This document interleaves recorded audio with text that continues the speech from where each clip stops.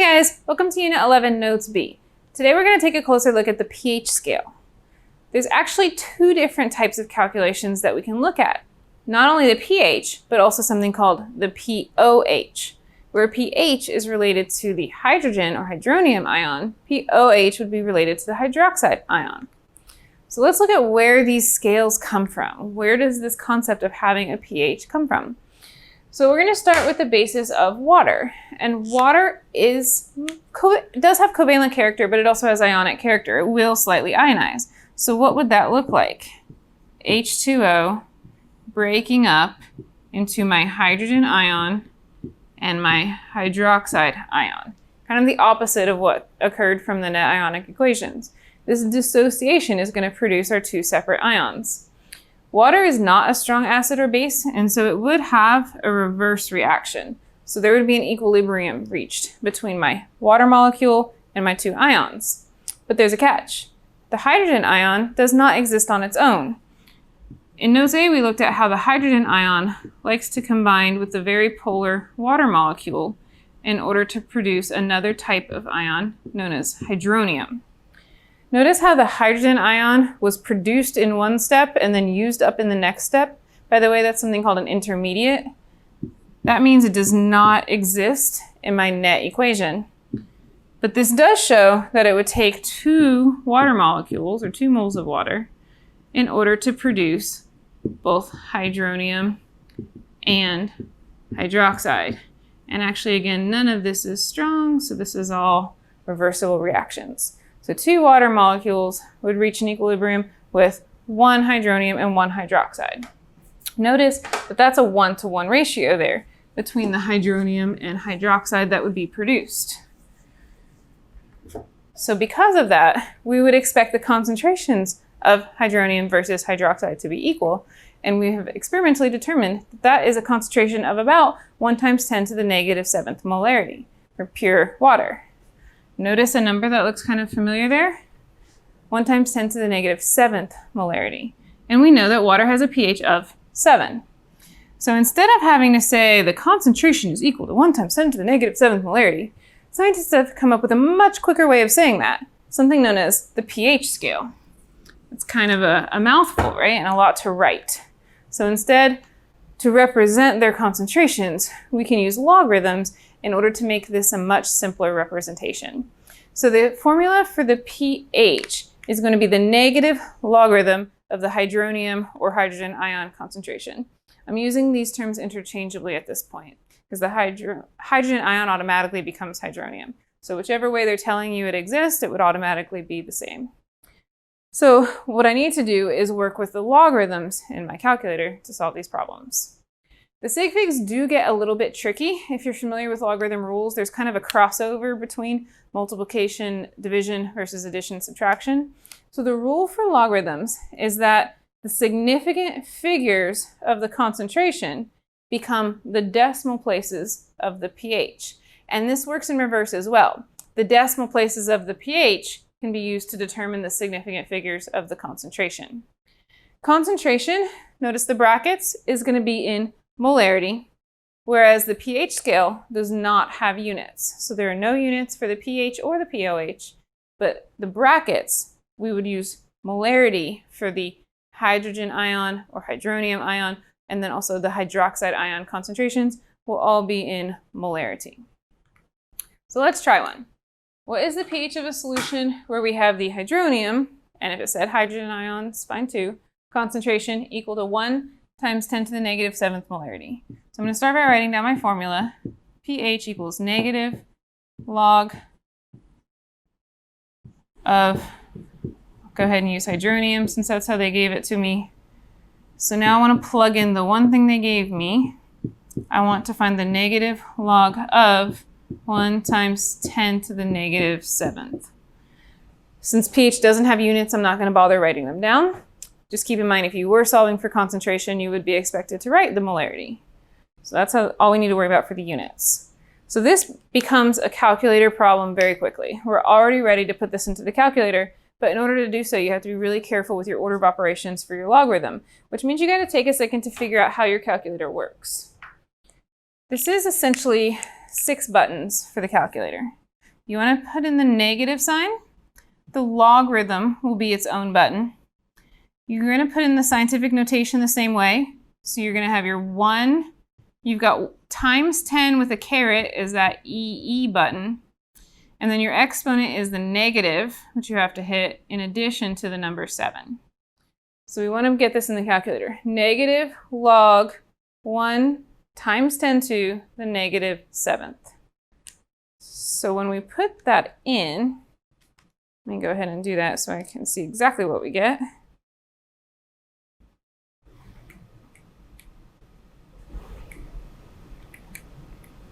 We get a negative 7.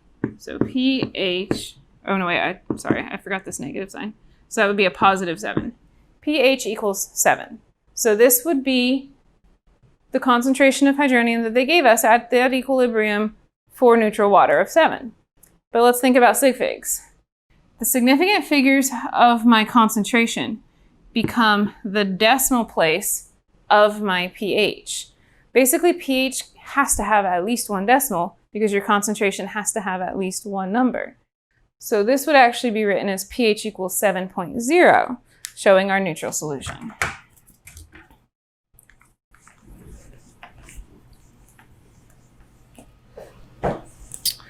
All right, let's look at another one. Now let's look at 1 times 10 to the negative 5th. So again, starting with pH equals negative log of my concentration of H3O plus. And I want to plug in this time negative log of 1 times 10 to the negative 5th. So same calculator steps. Negative log 1e negative 5. For most calculators, you don't have to worry about the parentheses when it's the only number you're plugging in. There are some calculators, by the way, I should mention, that won't let you hit log before the number. You have to put in the number and then hit log and then hit negative. So this is what I meant by you have to kind of figure out how your calculator works. Eventually, we should get to the number 5. But what would that be with correct significant figures? Since I have one digit for my significant figures of concentration, I should have one digit, one decimal place for my pH. So that should be 5.0. That number is less than 7. So we also have to interpret what that means. What does it mean if you have a pH of less than 7? That would be our acidic pHs. So once you calculate your pH, you can determine whether it's an acid or a base. Less than 7 in this case would show that the pH is showing the acidic solution. Now let's try 1 times 10 to the negative 10th. You may be noticing a pattern here. When we do pH equals negative log, I'm just going to go ahead and plug in 1 times 10 to the negative 10th, negative log 1e negative 10, we will get a pH equal to 10. But because I have one number for my significant figures of my concentration, I should have one digit for my decimal place. And if we were going backwards, the one decimal place would give me the one digit. So then the question is, what do you think it means if the pH is greater than 10? What would a pH of 10, if the pH is greater than 7, what would a pH of 10 indicate? Well, the higher pHs would go with the bases. So if we look at the pH scale as a whole, you can see that less than 7 would be an acidic pH, greater than 7 would be a basic pH, and then a pH of 7 would indicate a neutral solution. So this is one more way that we can categorize acids and bases, or how strongly acidic and how strongly bases substances could be. Now on to something called pOH, where pH looked at the hydrogen ion or hydronium ion concentration. pOH is going to look at the hydroxide concentration. And these two things are complementary. They're going to both combine together to make that pH scale. So when you calculate, it's going to look very similar, but it's going to mean something different. So let's try this one. So pH equals negative log, not pH, oops. This time we're doing pOH equals negative log of the hydroxide concentration. So when you're doing pOH, you use the OH concentration. And this one asked me about POH and gave me hydroxide concentration. So the plug-in is going to look very similar, actually the same. Negative log of 1 times 10 to the negative fifth. So math-wise, in the calculator, you're still going through the same steps. Negative log 1e negative 5. And so your calculator will give you a 5. One significant figure for the concentration, so 1 decimal place for my pH. Now for the big question, what does that mean? Can you tell from this number whether it's an acid, a base, or a neutral solution? Although a pH of 5 is less than 7 and would indicate an acid, a POH of 5 would actually indicate a base. Can you guess what the pH of this solution would be? Well, combined, the pH and the POH should equal 14. So we can go 14 minus 5 to find our pH, which is 9. The 14 is an exact number, so keep your decimals here. Now, if I have a pH equal to 9, now can you tell if it's an acid or a base? Well, the higher pH would be a base. So that's the catch here. If you're calculating based on POH, you're focused on hydroxide. You have to think about how that complements the pH in order to actually determine whether it is an acid or a base. Math-wise, it looks exactly the same, but meaning-wise, it's very different. So the relationship is that the pH actually adds to the POH to equal 14. And if we unlogarithm this, we can look at the concentration of the H plus times the concentration of the OH in order to get the total concentration of 1 times 10 to the negative 14th molarity. Remember, each one was 1 times 10 to the negative 7th. So we get 1 times 10 to the negative 14th molarity. So these equations can be used together, and I actually have a way of connecting them, and I call it the square.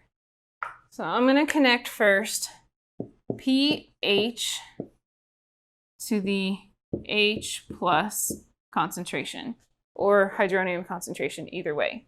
That's going to be connected with the formula pH equals negative log of H plus, or H3O plus. Then I can look at how POH is related to the OH concentration. And that's the second formula we looked at, where POH is equal to negative log of the OH concentration. So this is just our logarithm formulas. Then we just looked at a connection between pH and POH, and that's that pH plus POH equals 14. And then there's a connection here, and this is a lot to put in the calculator, so a lot of people avoid this part of the square, but it does make it a one-step problem, depending on what you're given. My H plus concentration times my OH minus concentration would equal 1 times 10 to the negative 14th molarity. So if I'm given pH and asked to find the OH concentration, I could go about it 2 different ways. I could first find the POH by finding the complement of 14 and then go through the POH formula, or I could go ahead and get the H plus concentration and then divide the 1 times 10 to the negative 14th by that in order to get to the OH. So it doesn't matter which direction that you go to. What's funny about this side is if I give you the H plus concentration and ask for the OH concentration, a lot of students will go through all 3 steps in order to get to the OH concentration to avoid this guy.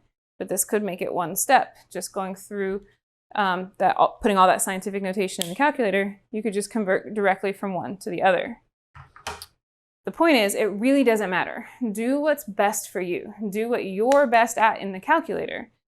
It'll all work because there is a connection in the square that connects all 4 of these variables to each other. So don't get thrown off if you're given one thing and asked for something where the formula doesn't seem to match. You can get it by combining 2 different legs of the square. So let's look at one where we have to do that. Question is, what is the pOH of a solution? But they gave me the H+. So I do not have a formula that directly connects the H+ concentration to the pOH of a solution.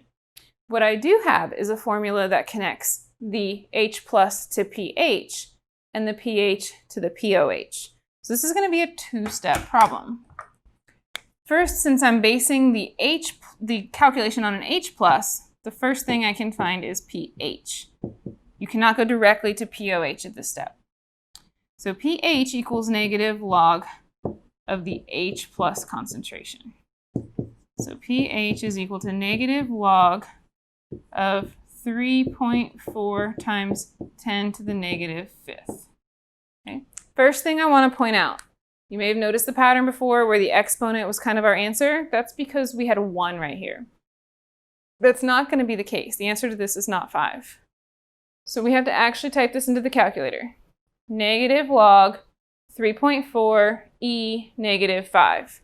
What do we get for the pH of this solution? Okay. So we get 4.47. Notice we have more decimal places. Where did that come from? Well, since I have two significant figures in the concentration, I should have 2 decimal places for my answer. So does this answer the question of what is the pOH? Not quite yet. In order to find that, we have to do 14 minus the pH to get the pOH, which would be 9.53. Your pH and pOH should have matching decimal places because the 14 is an exact number. So the final answer to this one is 9.53. Let's try one more where we actually have to work backwards a little bit. This question asks, what is the pH of a solution? No, it tells me that the pH is equal to something. The pH of a solution is 8.86. And we're being asked to find the H+ concentration. So let's look at the formula and take this step by step. pH equals negative log of H+. And this is just one formula since I have pH and H+, and those are in the same formula. The problem is it's actually giving me the pH this time. 8.86 is equal to the negative log of X, or my hydrogen concentration. So I need to start unwrapping this to isolate the H+. The first thing you should take care of is the sign. Leave the log for last. So making that side positive makes this a negative 8.86. Now I want to undo the logarithm. So undoing the logarithm is something called an antilog. So I want to find the antilog of negative 8.86. In the same way that multiplication is the opposite of division or addition is the opposite of subtraction, antilog is the opposite of log. So I need to antilog the negative 8.86. Antilog of log, that's our opposites, right? And so now I have isolated my H+ ion. So the question is, what in the world is an antilog? Well, it actually just means taking 10 and raising it to the power of 8.86. So the button for your antilog is probably really close to your logarithm button, if not the same button, with a shift or something on the calculator. It is not the same as the scientific notation button. We just want to do 10 to the power of negative 8.86. So let me put that in the calculator, because there's something else I want to show you on the calculator here. So 10 to the negative 8.86 gives me, where'd it go? You do H plus equals 0.1234567 and then a 1. And that is what my calculator gives me. A bunch of zeros and then a 1. Which is fine and all until I go to do significant figures. Because I have 2 decimal places in my pH, that tells me I need 2 significant figures in my concentration. By the way, don't forget the units for concentration would automatically be molarity. So how can I find this other number if it's running off the calculator? You need to put your calculator in scientific notation mode. So there's a mode button towards the top of most calculators. And I'm going to highlight scientific SCI, and then I'm going to quit out of it and hit enter again. And it's going to turn my number into 1.38038, and it keeps going on, E-9. And that's what I'm seeing in my calculator right now. So I know I need 2 digits, so I'm going to round this. 8 makes the 3 round up to 1.4. Don't forget the times 10 to the -9th, and then the units would be molarity. So you do need to find your significant figures, and that may mean telling your calculator that you mean business, that you need it to convert it to scientific notation. Don't forget that you've done that, otherwise it'll turn every little number into scientific notation. So you may need to go back to put it into normal mode later.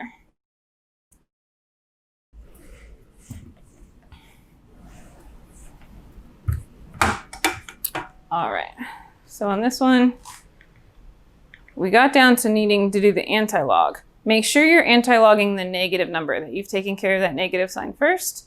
And then when you put that in, you want to also consider your significant figures and tell the calculator to put it into scientific notation if you need, because these will be some pretty big exponents sometimes. And then because it's the brackets, the concentration, my units are molarity. Now that we've tried several quantitative problems, I want to empathize that the calculator can be tricky to figure out. And this is absolutely something that we can work together with in class.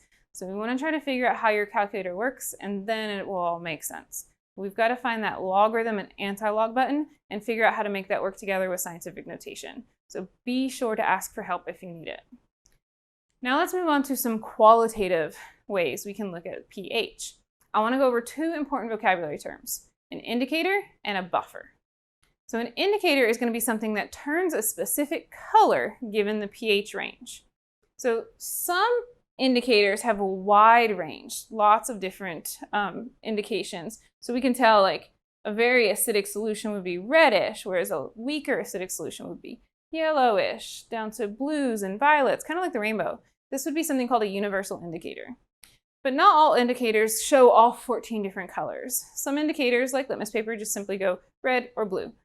There's all types of different indicators, and their whole purpose is to show us whether the solution is acidic or basic. And there are different advantages to using ones that have a wider range or a more narrow range. It all depends on their purpose, but as long as you're finding the pH range by color, you would still call it an indicator. There's also something called a buffer. So a buffer's job is to resist a change in pH.